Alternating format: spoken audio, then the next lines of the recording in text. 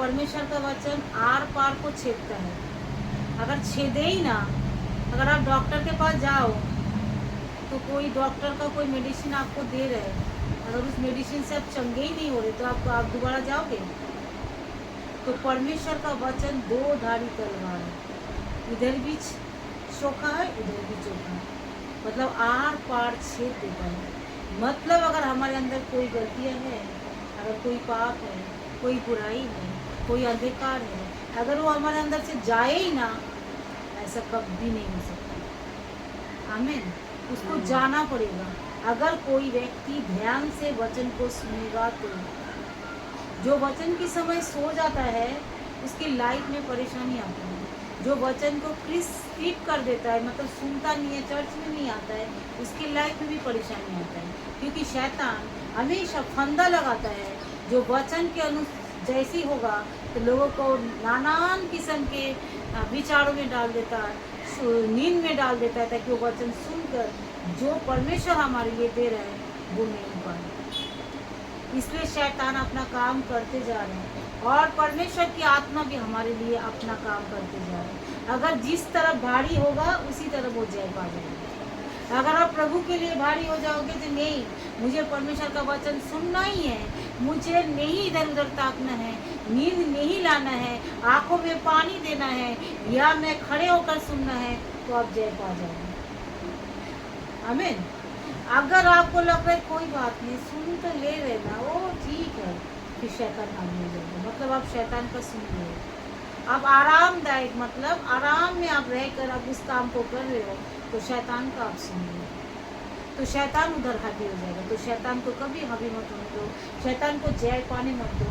जब भी परमेश्वर का वचन है, एक वर्ड, एक वचन एक मनुष्य के जीवन में आ जाए ना, उसका जिंदगी, उसका पूरी पीढ़ी, पूरी जनरेशन चेंज हो जाएगा।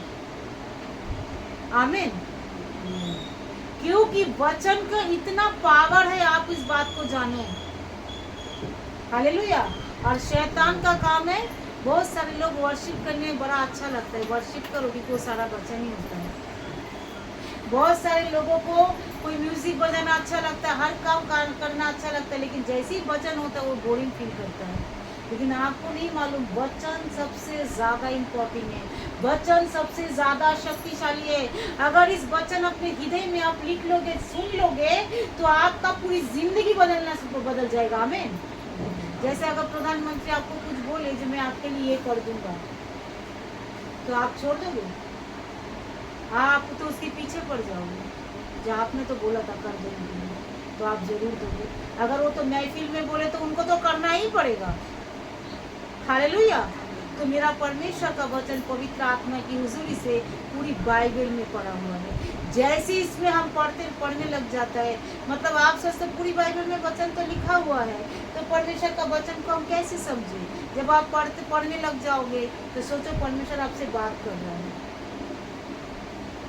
अगर आप कलीसिया में आ रहे हो, अगर पास्टर किसी विषय में कोई वचन बोल रहे हैं, मतलब पवित्र आत्मा हमारे लिए स्पेशल वही वचन दे रहा है। अब हजारों के सुनने लग जाओगे ना, कभी आशीष नहीं पाओगे।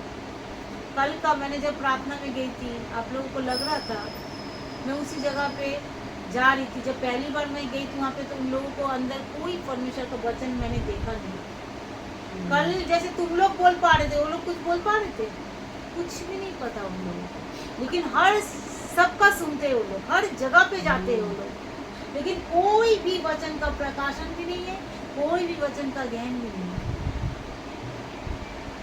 क्यों मालूम है? इतने सुनना नहीं है। सुनो, एक का सुनो, जिसके द्वारा पिता आपसे बात करेगा, जिसके द्वारा आपका जीवन बदलेगा, जिसके द्वारा आप आशीष पाओगे। बाप माँ तो यहाँ पे बहुत है, सबका माँ बाप है ना। तो मेरा माँ अगर दूसरे पे जाकर बोलने लग जाएगा, क्या वैसे बोलेगा जैसा मेरा माँ मुझे बोलेगा? ऐसा होगा?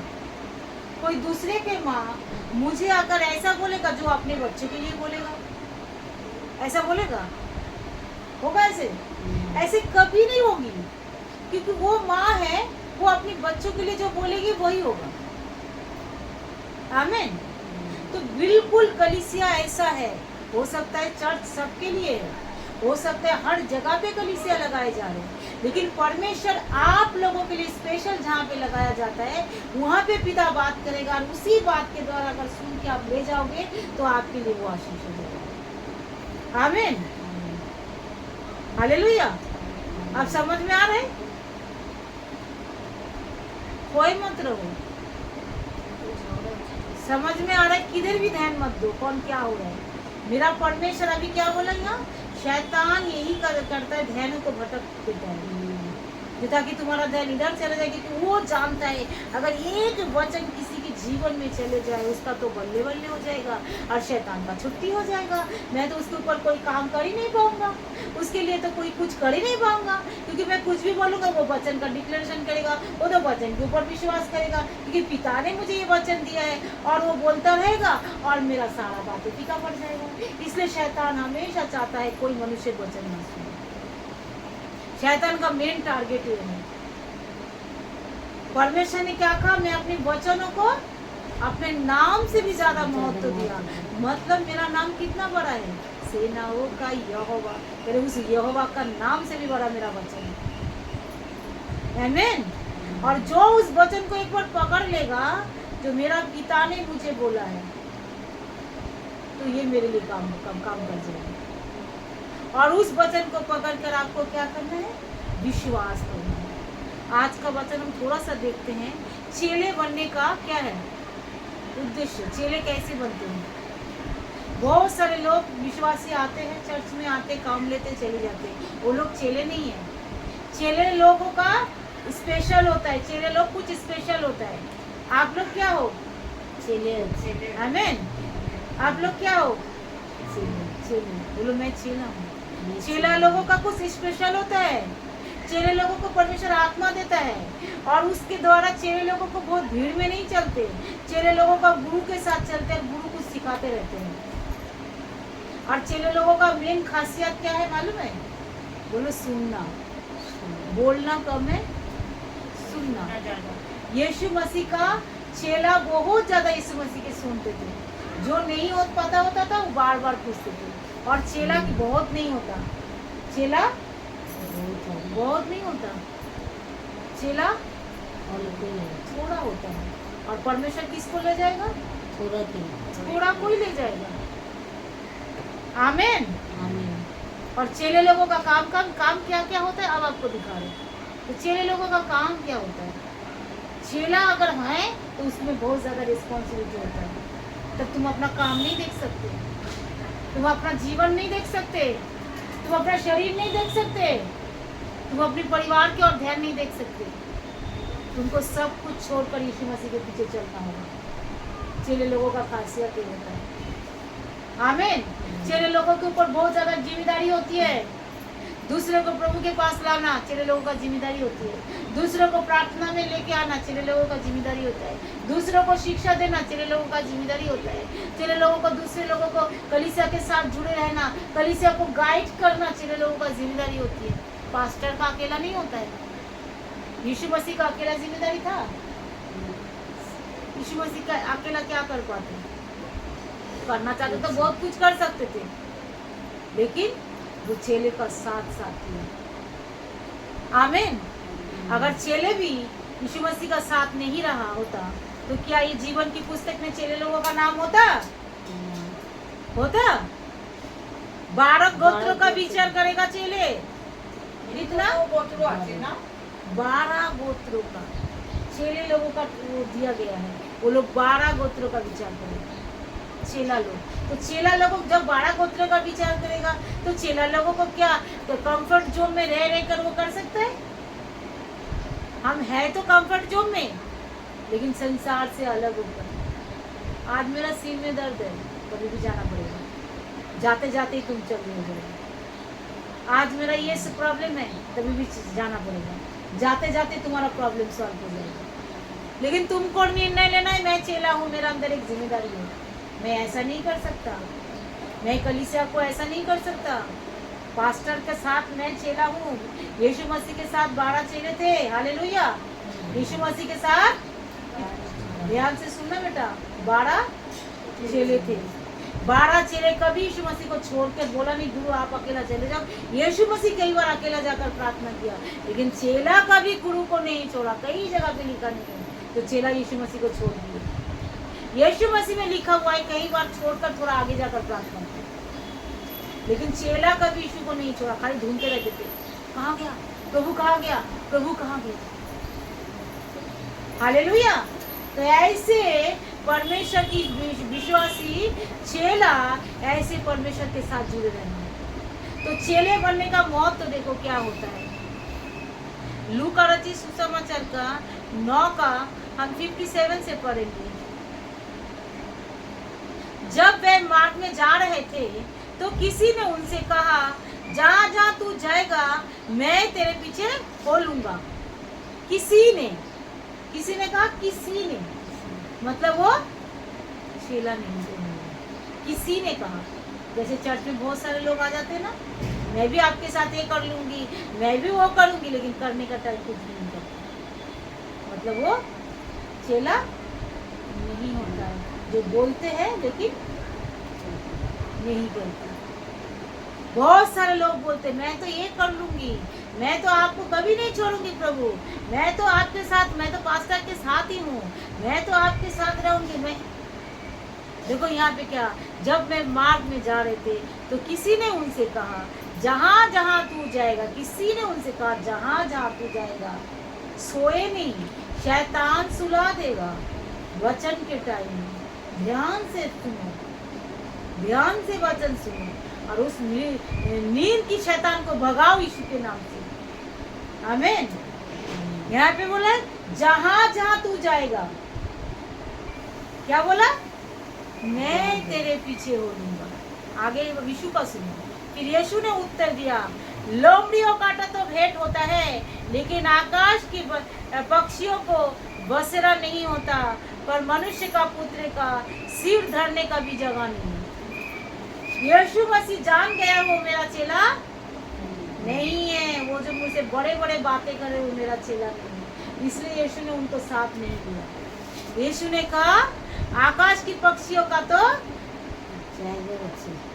जगह है रहने की, लोमड़ियों का भी मतलब उसका भी गड्ढे होते रहने के लिए, लेकिन मनुष्य का पुत्र का मतलब यीशु जान गया था। क्या जान गया था, जो मेरे साथ इसलिए रहना चाहता है, वो कंफर्टेबल रहना चाहता है, खाना भी यीशु के साथ मिल जाएगा, पहनना की भी यीशु के साथ मिल जाएगा, चलो इन्हीं के साथ रह लेंगे तो सब कुछ मिल जाएगा। मतलब उसका चेला बनना नहीं था, जो मैं सेवा करूंगा ऐसा भावना नहीं था उसके अंदर। उसके अंदर क्या भावना था, जब मैं इसके साथ रहेंगे तो सब रहने की भी जगह हो जाएगा, खाने का भी जगह हो जाएगा, एसी का भी बिल नहीं चुकाना पड़ेगा, लाइट का बिल नहीं चुकाना पड़ेगा, बाजार से सब्जी भी नहीं लाना पड़ेगा और सब कुछ करना भी नहीं पड़ेगा, क्योंकि इन्हीं के साथ रह लेंगे तो सारा कुछ मेरा क्या हो जाएगा, फोकट में हो जाएगा। और ये बातें कौन जान गया था, यीशु। हालेलुया।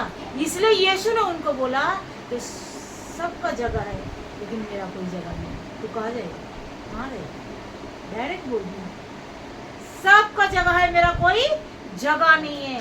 देखो फिर क्या बोला, उसने उनसे कहा मेरे पीछे हो ले। किसको बोला, उसने उससे कहा मेरे पीछे हो ले। उसने उससे कहा हे प्रभु मुझे पहले जाने दे कि मैं पिता को गाड़ के आ जाऊं।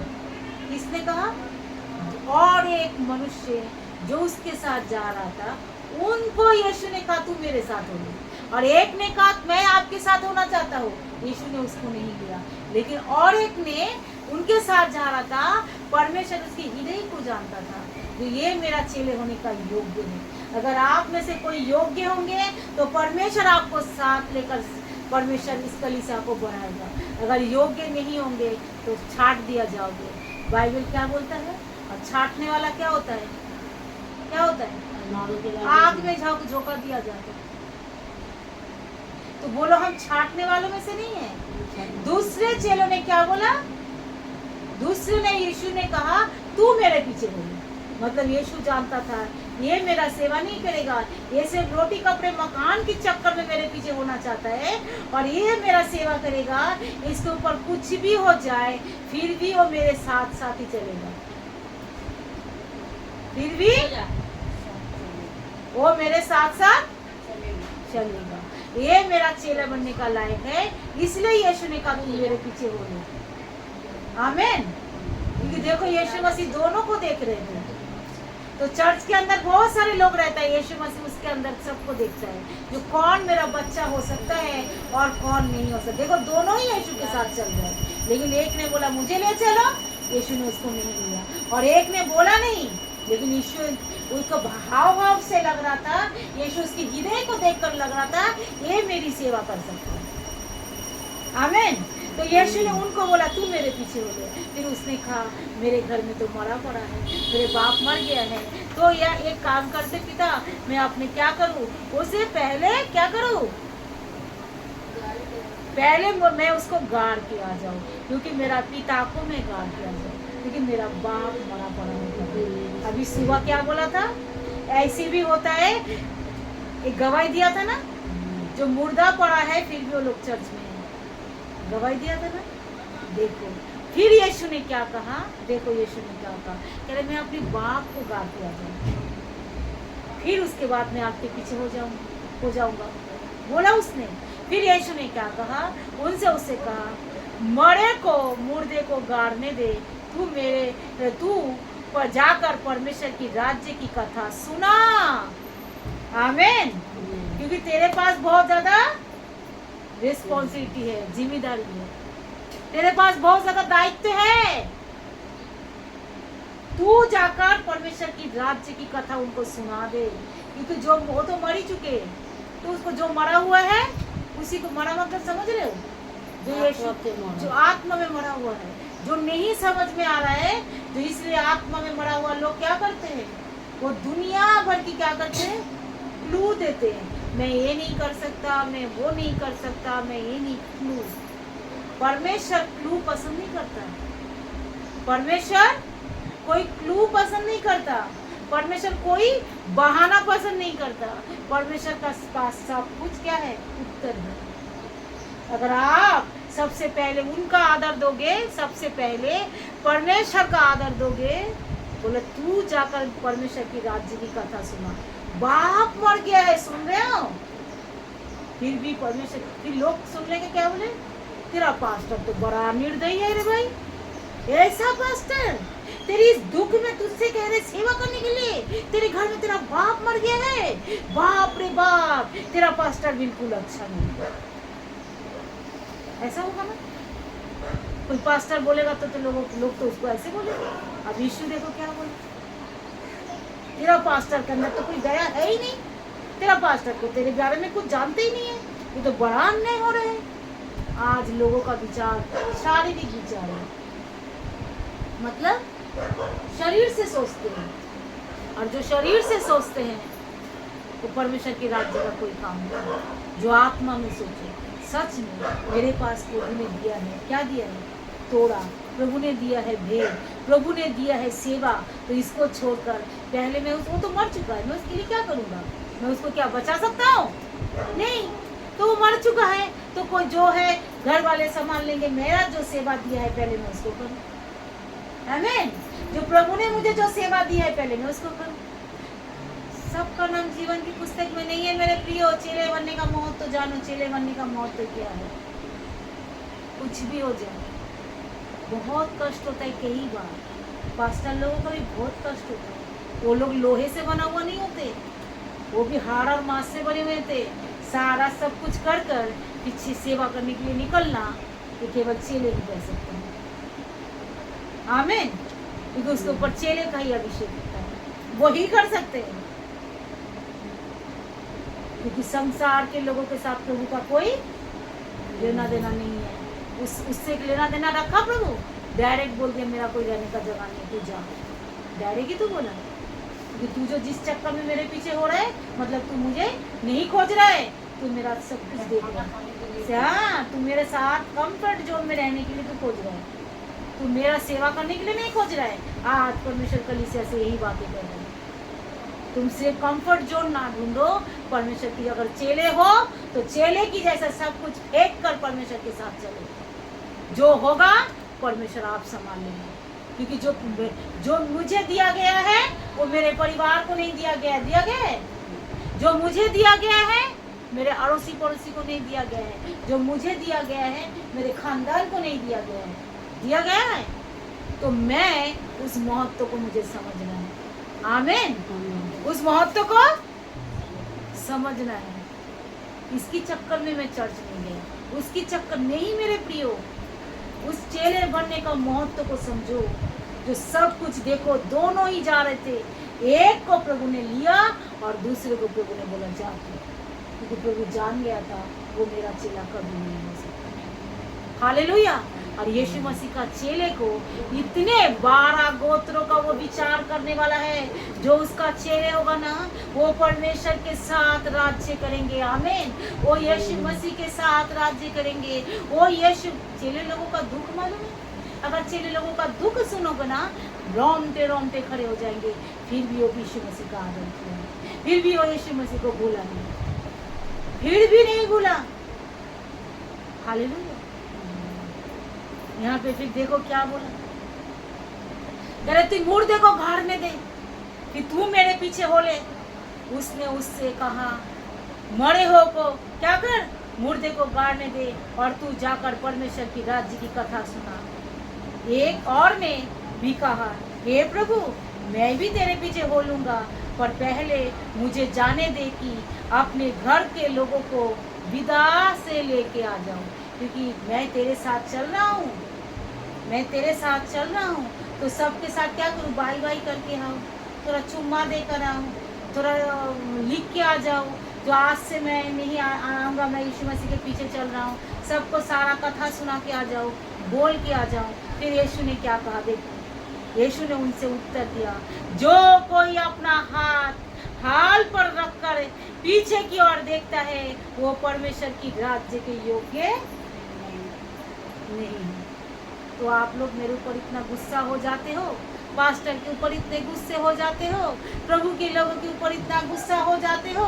आप देखो प्रभु का वचन सुनो, ये मेरा यीशु मसीह का वचन है, मेरा नहीं है। जो कोई हाल पर हाथ रखकर पीछे की ओर देखता है वो मेरे राज्य में क्या करेगा, क्या करेगा, राज्य के योग्य नहीं है। वो परमेश्वर की राज्य के कभी योग्य नहीं है।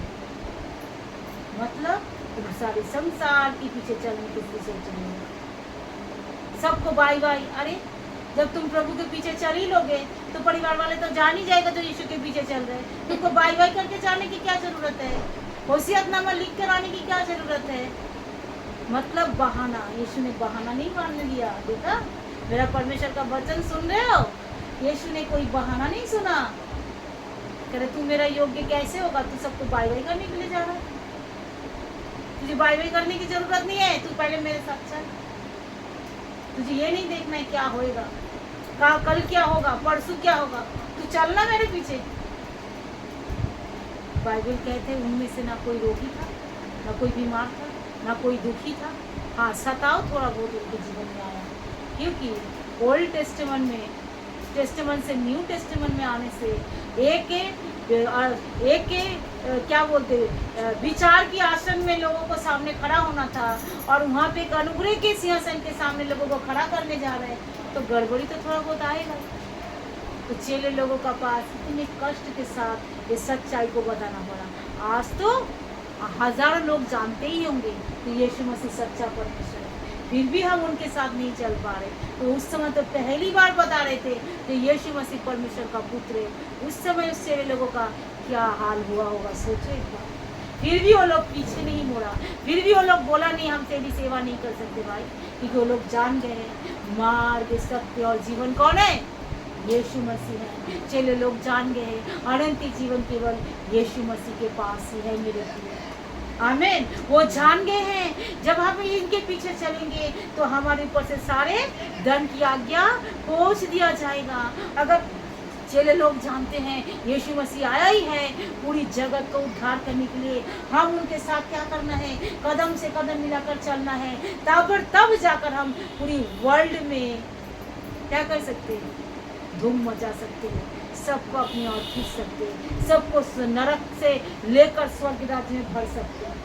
अगर चेले लोग ऐसे बोलता जो मुझे गैरेज जाना है, चेले लोग ऐसा बोलता मेरे काम होना है, तो फिर क्या होता, क्या होता, मेरा प्रॉब्लम है मैं नहीं आ सकता, क्या होता, फिर आप और मैं उद्धार पाते हम सच्चाई को जानते हैं। लेकिन उन लोगों ने ऐसा नहीं किया। यीशु मसीह के साथ वो लोग खड़ा रहा। आमीन।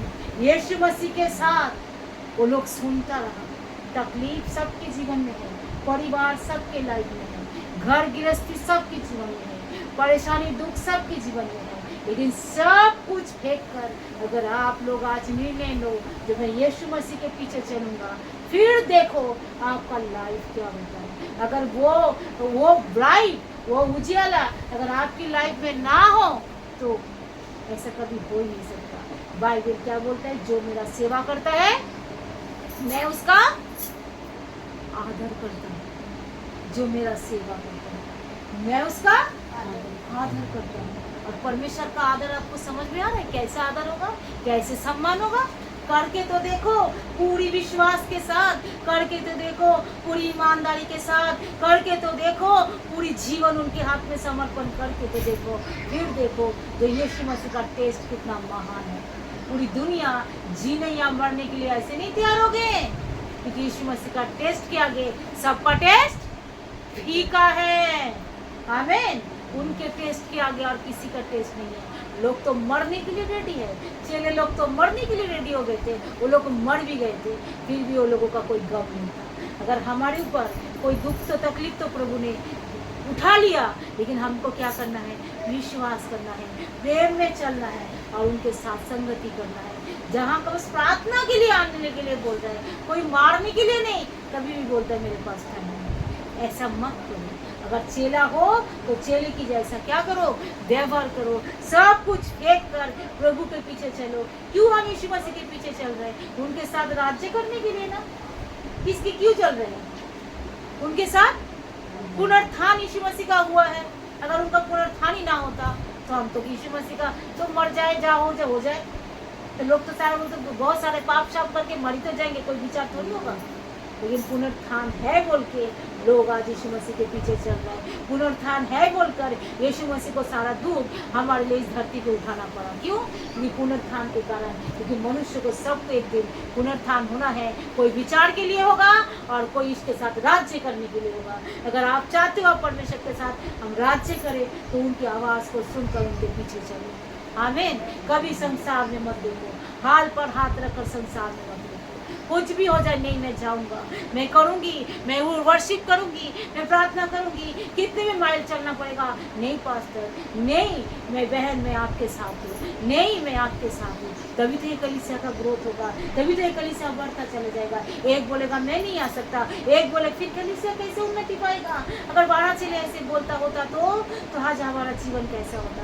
ऐसा कान पकड़ के माफी मांग लो कि ऐसा दोबारा कभी ना हो, कभी ऐसा ना हो जो हम परमेश्वर के राज्य में जाएंगे नहीं। सब काम फेंकते हुए प्रभु को पहला स्थान दो, फिर देखो तुम्हारे साथ क्या होता है। 12 गोत्रों का न्याय करने वाला। हालेलुया। सोच रहे हो पूरी भीड़ का न्याय वो 12 चेला करेगा। पूरी भीड़ जब उनके साथ जाएंगे, उनके पास जाएंगे, आमीन, प्रभु ने उनके ऊपर इतना बड़ा रिस्पॉन्सिबिलिटी दिया। हालेलुया। तो आज हमारे पास कोई इतना बड़ा दुख नहीं है। बाइबल बताती है तुम इतना बड़ा कोई दुख नहीं उठा रहे हो, कोई इतना कष्ट नहीं उठा रहे हो। हालेलुया। किस लिए उठा रहे हो?